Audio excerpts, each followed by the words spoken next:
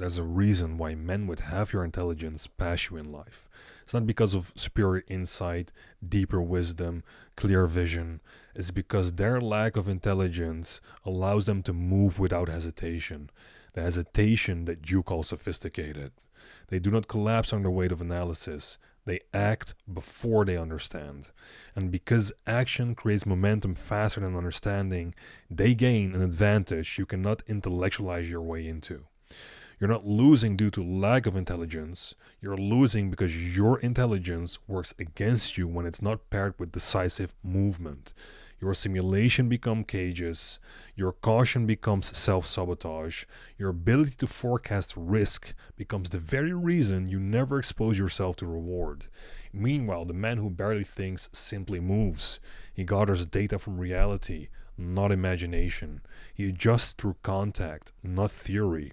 He becomes competent, confident, and seasoned, while you remain brilliant but unchanged. So today we'll find out how to change exactly that. In this training we'll get into why smart men stay stuck, the prison created by excessive thinking, why less intelligent men take more action, the psychological traps you fall into, real-world examples from fitness, business, social life, how momentum compounds faster than intelligence, the protocol for escaping the thinking loop, the identity shift that turns you into an executor, and the 7-day model for breaking paralysis. High intelligence gives you the rare ability to see complexity clearly. Unfortunately, it also gives you the ability to construct convincing arguments as to why today is not the right day to move. You hide fear behind logic, hesitation behind responsibility, and you call caution maturity. But beneath every refined justification is the same impulse: avoidance. You fear being wrong because you've tied your identity to being right. You fear looking foolish because your ego is built on being perceptive. You fear starting small because your mind is already imagining the ideal finished version of the project. Your intelligence becomes a protective suit of armor that prevents real blows. Problem is that armor also prevents progress. You cannot grow if nothing touches you. The man who thinks less moves more. The man who does not think deeply has a strange advantage. He's blind to the majority of risks because he's simply too dumb to know what the risks are. He's unaware of every possible failure pathway, sees a task, steps toward it rather than around it. His ignorance protects him from paralysis. He fails and then corrects. He learns through friction. Competence grows through collision with the world. He becomes capable not because he understood, but because he attempted. Psychology calls this action-based mastery. Skill grows from repetition and exposure, not from perfect preparation. In every domain, this is why the less intelligent man climbs the ladder more quickly. He collects more attempts in 1 month than an intelligent overthinker collects in 1 year. Now, why do smart men overthink everything? There are predictable cognitive patterns that trap intelligent people.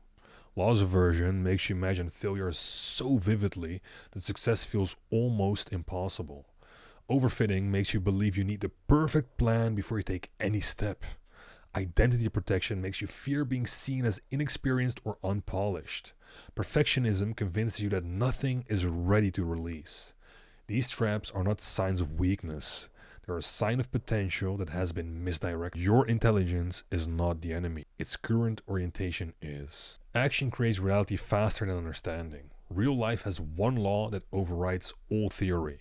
The person who takes the most swings wins. The person with the most contact with difficulty grows the fastest. The person who accumulates the most attempts becomes the most capable. Action creates momentum. Momentum creates confidence, and confidence amplifies action. This cycle becomes a force that makes intelligence useful rather than suffocating. The man who acts repeatedly becomes unstoppable because he's constantly adapting. You remain stuck because you're constantly predicting. In every domain, this pattern repeats. In fitness, the man who trains badly but consistently becomes strong.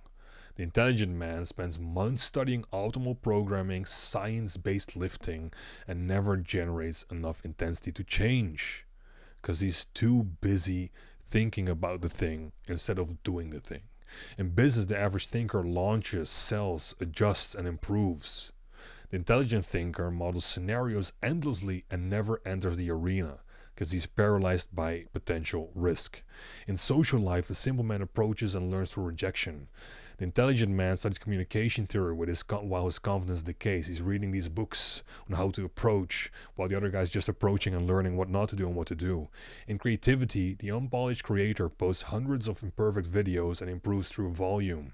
The intelligent creator refines endlessly and releases nothing, because it's never perfect. Life rewards frequency, not brilliance. So let's turn intelligence into execution. Your intelligence only becomes an asset when you force it to serve action rather than avoid it. Create a boundary for thinking. Think for a defined amount of time. Act once the window closes. Never mix the two modes. Make this first step microscopic so it cannot trigger overwhelm. Do not start with the entire project. Start with the simplest action that generates feedback. Define the worst realistic outcome so your brain stops magnifying danger. Fear shrinks when measured. Fear grows when imagined. Use accountability as leverage. Intelligent men fear embarrassment. Make your commitment visible so your psychology works for you instead of against you. Track outputs, not thoughts. Execution is the only data that counts. Everything else is noise. Identity changes only through evidence. Your mind believes what you repeatedly prove to yourself. Every small action becomes a vote for a new identity. Every attempt becomes evidence that you're someone who moves. Every repetition weakens the old version of you. Eventually, the story in your mind shifts from I must think before I act to I act because that is who I am. This is when intelligence and ambition finally merge. So, let's look at the 7-day execution model. Day 1, choose one mission and one small action. Day 2, limit thinking time and act the moment the timer ends. Day 3, introduce stakes that make inaction uncomfortable. Day 4, move before you feel ready. Readiness is a feeling that only appears after action. Day 5, track your attempts, count the outputs, measure the motion. Day 6, study the feedback, not the emotion. Look at the information. Day 7, increase the difficulty, just slightly, but maintain clarity and consistency. Repeat this cycle for 4 weeks and your identity shift begins from thinker to mover.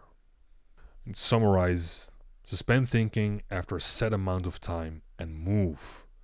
Shrink every goal until the first step is unavoidable. Quantify the worst outcome so fear becomes manageable. Add meaningful stakes to remove negotiation. Track only actions, not intentions. Collect daily evidence that you're becoming a man who executes. Complete the 7-day cycle for 4 consecutive rounds. You're not losing to smarter men. You're losing to men who simply allow themselves to begin. Your intelligence is not the problem, but your relationship with it is. Stop waiting to be ready, waiting to be perfect, and waiting to be certain. That moment never comes. You'll always be more intelligent than the man who passes you, but he'll always have more momentum until you decide to move. When you combine intelligence with relentless action, you become unbeatable. When you allow action to become part of intelligence itself, you become inevitable. If you like this video, leave a like, comment what your next step is going to be, click the notification bell so you never miss a video. If you want me in your corner to tackle this, you can book a one-on-one free strategy call with me in the link below. See you in the next one.